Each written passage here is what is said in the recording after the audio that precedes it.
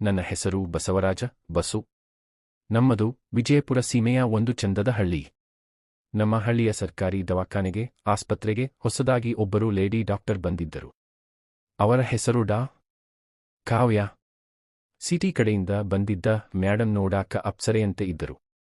ಬಿಳಿ ಕೋಟ್ ಧರಿಸಿ ಕಣ್ಣಿಗೆ ಸಣ್ಣದೊಂದು ಗ್ಲಾಸ್ ಹಾಕಿ ಕುತ್ತಿಗೆಯಲ್ಲಿ ಸ್ಟೆಥಸ್ಕೋಪ್ ತೂಗಾಡಿಸಿಕೊಂಡು ಅವರು ಕ್ಲಿನಿಕ್ನಲ್ಲಿ ಕುಳಿತರೆ ಇಡೀ ಹಳ್ಳಿಯ ಯುವಕರಿಗೆ ಇಲ್ಲದ ರೋಗವೆಲ್ಲ ಬಂದು ದವಾಖಾನೆಯ ಮುಂದೆ ಲೈನ್ ಹಚ್ಚುತ್ತಿದ್ದರು. ನನಗೆ ಮೊದಲಿನಿಂದಲೂ ಈ ಕೃತಕ ನಾಟಕ ಇಷ್ಟ ಇರಲಿಲ್ಲ. ಆದರೆ ಒಂದು ದಿನ ಹಣೆಬರಹ ನನ್ನನ್ನು ಅಲ್ಲಿಗೆ ಎಳೆದುಕೊಂಡು ಹೋಯಿತು. ತೋಟದಲ್ಲಿ ಕೆಲಸ ಮಾಡುವಾಗ ಕಾಲಿಗೆ ದೊಡ್ಡದೊಂದು ಮುಳ್ಳು ಚುಚ್ಚಿ ರಕ್ತ ಜೋರಾಗಿ ಬರಲಾರಂಭಿಸಿತು. ಬೇರೆ ದಾರಿ ಇಲ್ಲದೆ ಲಂಗೋಟಿ ಕಟ್ಟಿ ಕುಂಟುತ್ತಾ ದವಾಖಾನೆಗೆ ಹೋದೆ. ದವಾಖಾನೆಯ ಒಳಗೆ ಹೋದ ತಕ್ಷಣ ಎಸಿ ಗಾಳಿಯ ತಂಪಿನ ಜೊತೆಗೆ ಮ್ಯಾಡಮ್ ಹಚ್ಚಿದ್ದ ಮಲ್ಲಿಗೆ ಸೆಂಟಿನ ವಾಸನೆ ನನ್ನ ಮೂಗಿಗೆ ಬಡಿಯಿತು. ರೂಮಿನೊಳಗೆ ಹೋಗಿ ನಿಂತಾಗ ಮ್ಯಾಡಮ್ ಏನೋ ಬರೆಯುತ್ತಿದ್ದರು. ಏನಪ್ಪಾ ಏನಾಯ್ತು ಎಂದು ಮ್ಯಾಡಮ್ ತಮ್ಮ ಮಧುರವಾದ ಧ್ವನಿಯಲ್ಲಿ ತಲೆ ಎತ್ತಿ ನನ್ನನ್ನು ನೋಡಿದರು. ಅವರ ಆ ಕಾಂತಿಯುತವಾದ ಕಣ್ಣುಗಳು ನೇರವಾಗಿ ನನ್ನ ಕಣ್ಣುಗಳನ್ನು ದಿಟ್ಟಿಸಿದಾಗ ನನ್ನ ಎದೆಯು ದಡ್ ದಡ್ ಎಂದು ಬಡಿದುಕೊಳ್ಳಲು ಶುರುವಾಯಿತು. ನನಗೆ ಕಾಲಿನ ನೋವೇ ಮರೆತು ಹೋಯಿತು. ಅದು ಮ್ಯಾಡಮ್ ತೋಟದಾಗ ಕಾಲಿಗೆ ಮುಳ್ಳು ಚುಚ್ಚಿಬಿಟ್ಟಿದೆ ಪ್ರೀ ಅಂದೆ ನಡುಗುವ ಧ್ವನಿಯಲ್ಲಿ.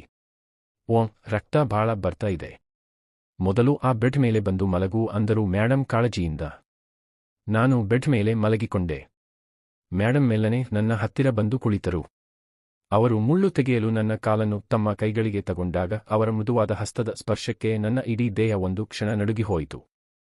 ಮ್ಯಾಡಮ್ ಮುಳ್ಳು ತೆಗೆಯಲು ಹತ್ತಿರ ಬಾಗಿದಾಗ ಅವರ ಜುಟ್ಟು ನನ್ನ ಮುಖಕ್ಕೆ ಸಣ್ಣಗೆ ತಾಗುತ್ತಿತ್ತು.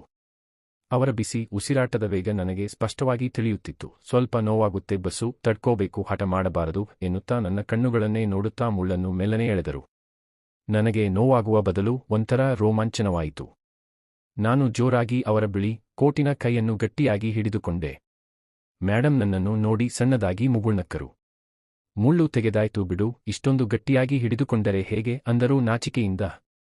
ಆ ಮುಚ್ಚಿದ ಕ್ಲಿನಿಕ್ ಕೋಣೆಯ ಮಂದ ಬೆಳಕಿನಲ್ಲಿ ಒಬ್ಬ ಹಳ್ಳಿ ಹುಡುಗ ಮತ್ತು ಸಿಟಿ ಡಾಕ್ಟರ್ ನಡುವೆ ಒಂದು ಸುಂದರವಾದ ರಹಸ್ಯ ಪ್ರೇಮದ ಸುದೀರ್ಘ ಪಯಣಕ್ಕೆ ಮುನ್ನುಡಿ ಬರೆಯಲ್ಪಟ್ಟಿತ್ತು. ಆ ಮೊದಲ ಭೇಟಿಯ ನಂತರ ನನ್ನ ಮನಸ್ಸು ಪೂರ್ತಿಯಾಗಿ ಡಾಕ್ಟರ್ ಮ್ಯಾಡಮ್ ಕಡೆ ಎಳೆದಾಡಾಕ ಹತ್ತಿತ್ತು.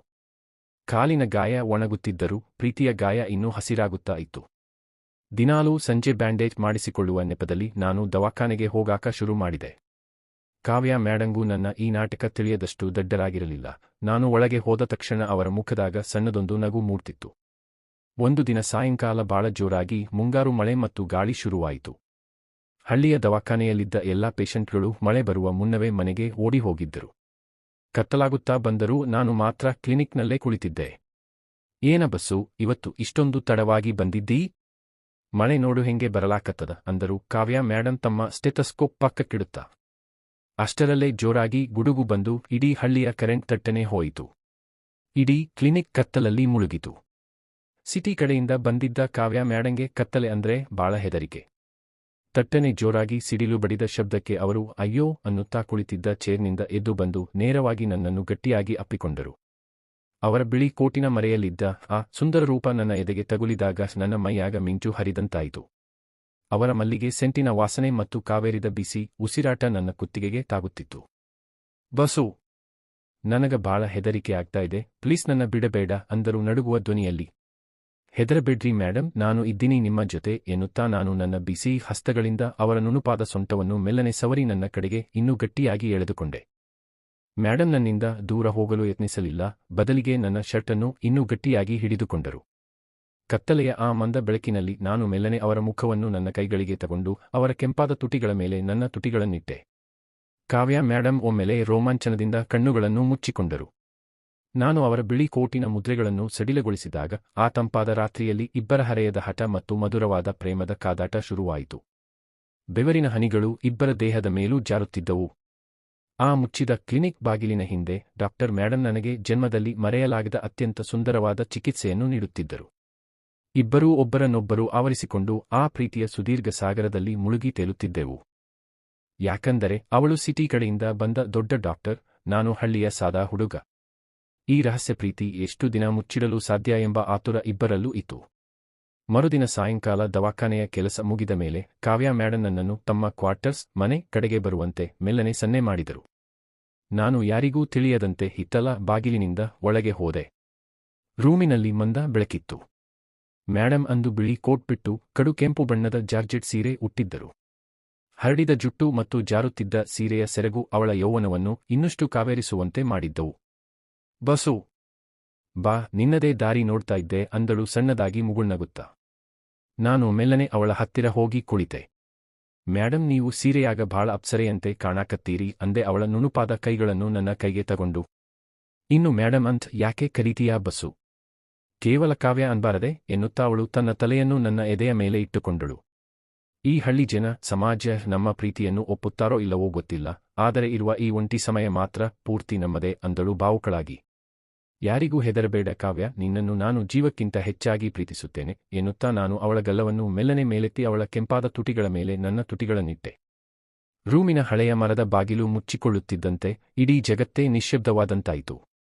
ಮಂದ ಬೆಳಕಿನಲ್ಲಿ ಅವಳ ಕೆಂಪು ಸೀರೆಯ ಮರೆಯಲ್ಲಿ ಅಡಗಿದ್ದ ಆ ನಿಗೂಢ ಸೌಂದರ್ಯ ನನ್ನ ಕಣ್ಣುಗಳ ಮುಂದೆ ಪೂರ್ತಿಯಾಗಿ ಅನಾವರಣಗೊಳ್ಳುತ್ತಿತ್ತು.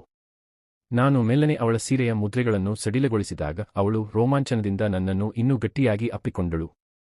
ಅವಳ ಬೆನ್ನಿನ ನುಣುಪಾದ ಚರ್ಮಕ್ಕೆ ನನ್ನ ಬಿಸಿ ಹಸ್ತಗಳು ತಗುಲಿದಾಗ ಕಾವ್ಯಾಳ ಇಡೀ ದೇಹ ಒಂದು ಕ್ಷಣ ನಡುಗಿಹೋಯಿತು. ಅವಳ ಉಸಿರಾಟದ ವೇಗ ಇನ್ನೂ ಹೆಚ್ಚಾಯಿತು. ಆ ತಂಪಾದ ರಾತ್ರಿಯಲ್ಲಿ ಇಬ್ಬರ ಹರೆಯದ ಹಠ ಮತ್ತು ಮಧುರವಾದ ಪ್ರೇಮದ ಕಾದಾಟ ಮತ್ತೆ ಶುರುವಾಯಿತು.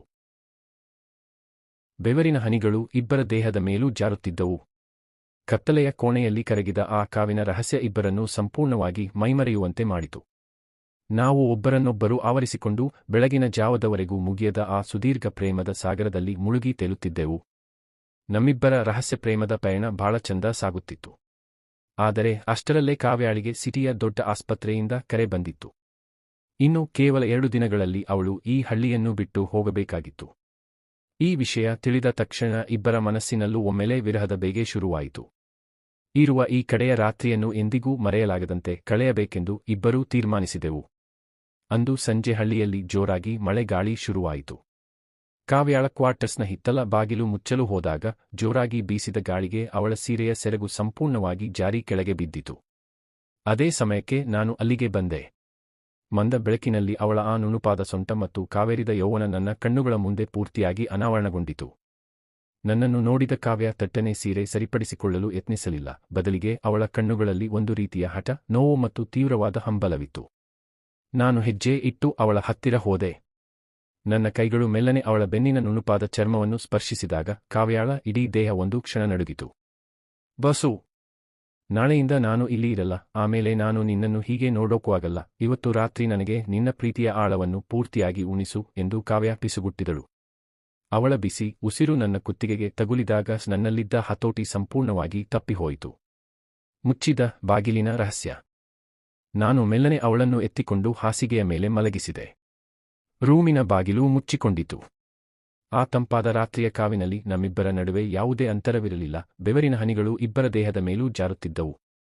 ಕಾವ್ಯ ಆನಂದದ ಅತಿರೇಕದಿಂದ ನನ್ನ ಬೆನ್ನನ್ನು ತನ್ನ ನುಣುಪಾದ ಬೆರಳುಗಳಿಂದ ಗಟ್ಟಿಯಾಗಿ ಪರಚುತ್ತಿದ್ದಳು.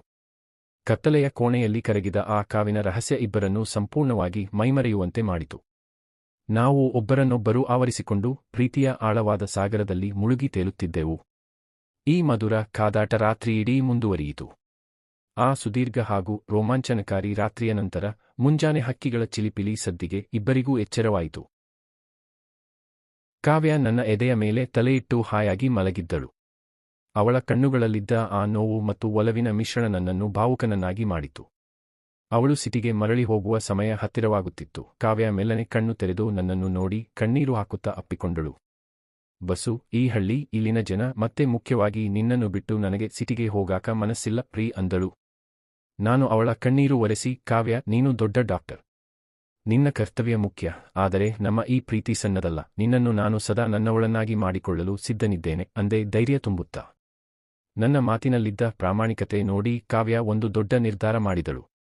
ಅವಳು ಸಿಟಿಯ ಆಸ್ಪತ್ರೆಯ ಆಫರ್ ಅನ್ನು ನಿರಾಕರಿಸಿ ಇದೇ ಹಳ್ಳಿಯ ಸರ್ಕಾರಿ ಆಸ್ಪತ್ರೆಯಲ್ಲೇ ಖಾಯಂ ಆಗಿ ಉಳಿಯಲು ಮೇಲಾಧಿಕಾರಿಗಳಿಗೆ ಪತ್ರ ಬರೆದಳು.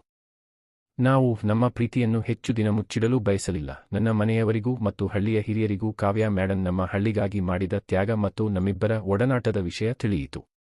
ಸಿಟಿ ಡಾಕ್ಟರೊಬ್ಬರು ಹಳ್ಳಿ ಹುಡುಗನನ್ನು ಇಷ್ಟಪಟ್ಟಿರುವುದು ನೋಡಿ ಇಡೀ ಊರೇ ಹೆಮ್ಮೆಪಟ್ಟಿತು. ನನ್ನ ತಂದೆ ತಾಯಿ ಮತ್ತು ಊರಿನ ಹಿರಿಯರು ಮುಂಚೂಣಿಯಲ್ಲಿ ನಿಂತು ಕಾವ್ಯಾಳ ಪೋಷಕರನ್ನು ಹಳ್ಳಿಗೆ ಕರೆಸಿದರು.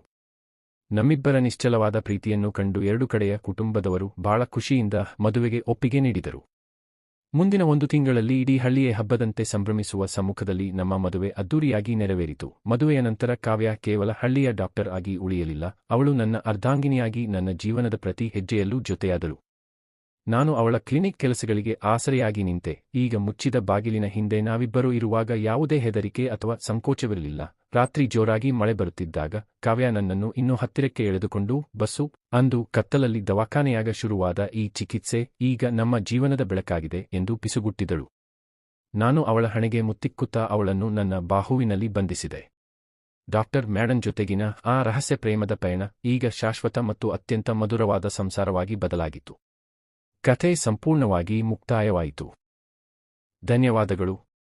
ಈ ಕಥೆ ನಿಮಗೆ ಇಷ್ಟವಾದರೆ ಲೈಕ್ ಮಾಡಿ ಮತ್ತು ಚಾನೆಲ್ಗೆ ಸಬ್ಸ್ಕ್ರೈಬ್ ಮಾಡೋದನ್ನು ಮರೆಯಬೇಡಿ. ಮುಂದಿನ ಭಾಗದ ನೋಟಿಫಿಕೇಷನ್ಗಾಗಿ ಬೆಲ್ ಐಕಾನ್ ಅನ್ನು ಖಂಡಿತ ಒತ್ತಿ. ಜೈ ಕರ್ನಾಟಕ.